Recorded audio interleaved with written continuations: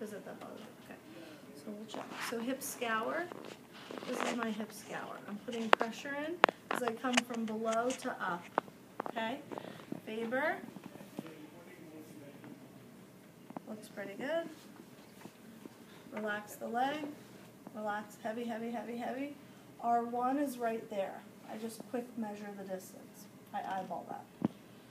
Okay? So, and then fader, up, twist. Across the body and turn rotation. Okay? So let's check this side really fast. So real relaxed. Is there a pinch there? A little bit. She can still get pretty horizontal. Is there a pinch there? Okay. So she's got both kind of pinching fader and hip scour. So before I assumed this was a hip problem, I have to check her lumbar spine because hip scour told me to go there, okay? So Ben, I'm gonna do this. Actually, if you want to turn around maybe, and I'll treat the other leg. Okay, so manual therapy, I use a mobilization belt. I took Mulligan's course to learn how to use this, and I took that many, many years ago and have still used it till this day. Scoot towards me. We have a bag of them for you guys to practice with when you're practicing here. So what you want to do is get it real close. You need to be close to them. Okay, it needs to be wrapped around the booty back here, okay, because I'm going to use my body weight. First thing I'm going to do, a very nice courtesy lateral distraction. I try to block the pelvis here and here as I sit back, and I'm taking this leg into a lateral distraction, okay? This is a courtesy distraction before I'm getting ready to do any of my joint moves. I can oscillate by sitting back into it, okay? I'm kind of rocking my body backwards into the stretch. You decide how long you want to stay, 30 seconds, 45, 60, everyone does it differently. 3 sets maybe. From there, I'm going to bring her closer to the edge, and I'm turning to create an inferior distraction. Now I'm going to sit back this way, and I'm taking this hip out of the socket here. Inferior distraction, okay?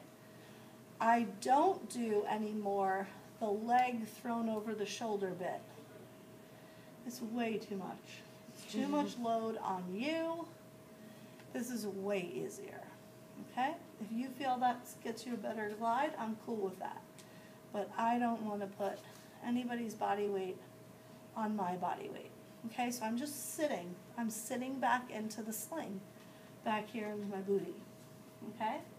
So inferior traction or distraction, lateral distraction. Those are the first 2 courtesy moves that you have. Okay? You can then take this and just turn it into an inferior glide because there's not much difference. Okay, you just give it a little bit more pull into the end range, grade 3, 4. Okay, so you go from distraction, early grades, into joint mobilization, inferior glide, more higher grade. Then while I'm still here, if she needed to get up into flexion, I would do which glide? If I needed flexion? Posterior. So what I'm going to do is I'm going to do a combined motion for you. I'm going to do a lateral distraction, and you see how I'm wrapping my arms around her thigh? I'm sitting back, and then what I need her to do, I think she's there, is that hip needs to be right off the edge. So that I'm going to adduct her a little, and then I'm going to put all my force right here. I'm literally going to sit into her leg and hip And I'm going to make that hip go into a posterior glide. But if I did it with her totally on the table, she's just going to hit the table. So I bring her just to the edge so the hip clears the table, okay? And if they feel like they're going to fall off, I just tell them to just lightly hold. But otherwise, I've got them. So it's not just straight down. It's a little adduction, find the deficit, and then into the posterior glide. This does use a lot of your body weight because normally we want to be like this, right? It's too hard. So you have to kind of really use the belt to help pull it open and then sit into it.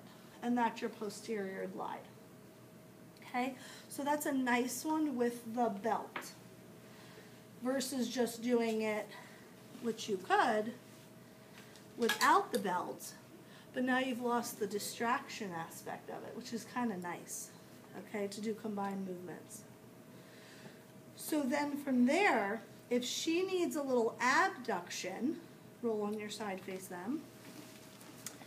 What I need to do is what's called a combined medial glide with an inferior glide. Oops. So, move that. Spray everywhere. This you need the table low because you do need to get some force through the arm. So what you're going to do is take that hip to its available range.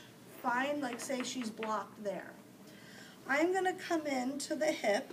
Now you have to be sensitive to the bursa, to the femur bone. And I'm going to come right where I think the joint line of the hip is. And I'm going this way. Okay? I'm not going this way. I'm doing a combined inferior medial glide. So I put my weight through. Now, this is heavy, okay? So what I do is this. Okay, so now it's much easier to not have to hold her and push, okay? You can even, take both hands. But I usually have one here because I combine this with a muscle energy. I give her some glides, however long, 30 seconds. And then I tell her, activate your adductor, push on my thigh, hold it, hold it, hold it, hold it 5 to 7 seconds.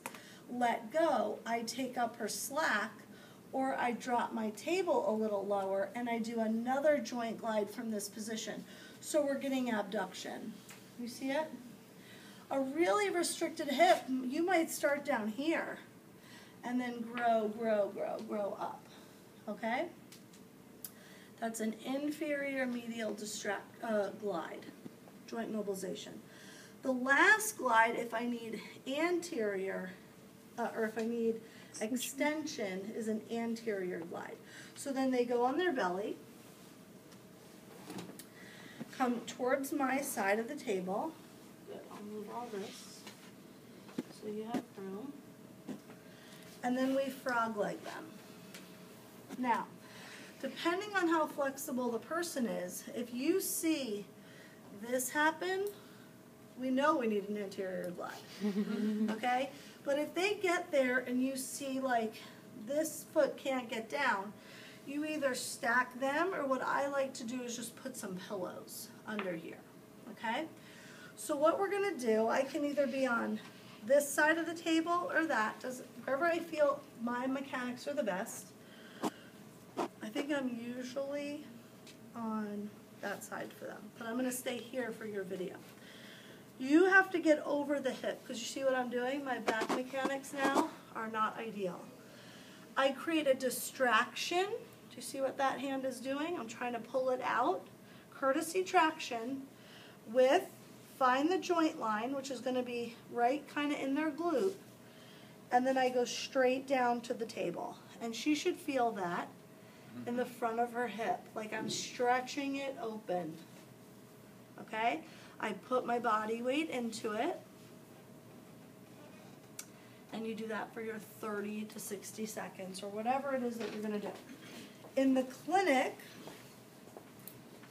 come a little closer to me, because she's kind of on the thinner side. She didn't have to go that far to move away from me, whereas your bigger patients, and longer thighs, you have to maximize. I'm probably most like this, just so you can see in the clinic. I'm like this. So do you see that's much better for me? I'm not reaching over her. I'm here. Does everybody see that? Okay. So I try to get real close to her hip and just, again, straight down. But this spare hand is distracting as I'm pushing down. And I just bear my weight in. Now, it would have been nice, you would have already done this, you would have checked the amount of hip extension she had. And then after you do your glides, you recheck everything and you see what's better. Okay? Does that make sense?